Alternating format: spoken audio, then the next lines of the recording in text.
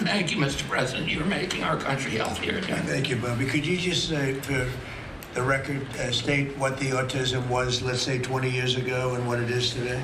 In 1970, the largest epidemiological study in history was performed. 900,000 kids were looked at. They were looking for autism in Wisconsin children. They looked at every child in Wisconsin who was 8 years old.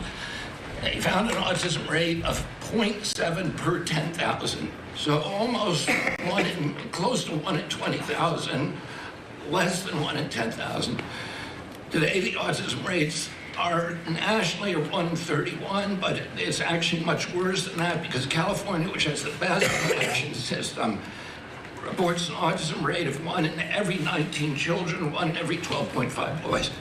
This is a national security issue. There is nothing more important, and I'm grateful to you, Mr. President, because you know the flack that you take for talking about this issue. You've shown courage and you've shown leadership, and I can't thank you enough for letting me do this work. Thank you. So think of that, 1 in 20,000, and now it's 1 in 12 for boys, 1 in 18, 19 for girls.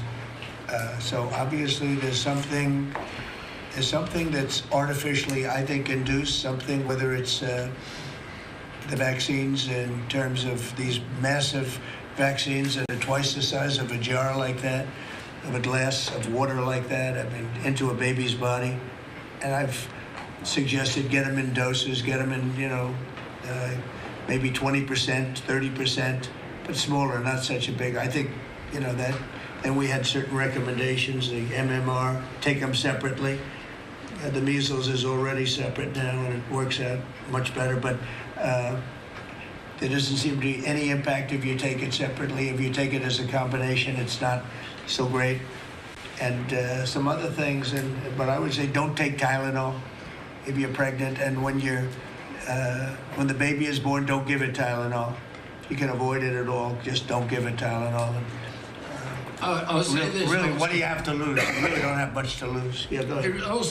There's many other confirmation studies. There's 2 studies that show children who are circumcised early have double the rate of autism. It's highly likely because they're given Tylenol. So, none of this is just positive, but all of it is stuff that we should be paying attention to. Yeah. But, there's a tremendous amount of proof or evidence, I would say, as a non-doctor, but I've studied this a long time ago. I met Bobby in my office 20 years ago. We were talking about the same thing 20 years ago. And I was a real estate developer. It bothered me that it seemed to be getting worse, but it's so bad now when you hear these numbers. It's not even really sustainable. I don't know how people do it, but there is some very strong evidence on Tylenol. In fact, at one point, I guess the company gave a warning. They still don't recommend it during pregnancy. That's the weird thing. They're not recommending it, and that's the company itself. So just don't take it. Don't take it. If you're a woman, don't take it, and don't give it to the baby when the baby's born, and I think that's going to have an impact. But I'd also get the shots in smaller doses. There are a few things we give, a few things that just seem to be, and I think you'd get that number way back up. Think of it. You have 1 in 20,000, and now it's not even believable when you think that 20,000 drops to 12 children.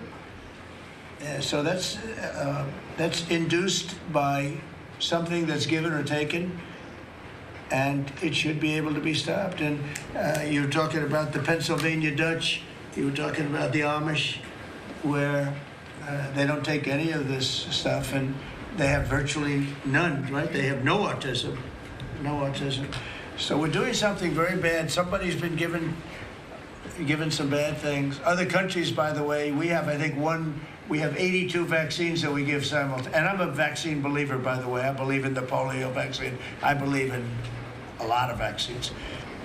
But when you give 82 vaccines in a shot to a little baby that hasn't even formed yet, it's a lot of vaccines.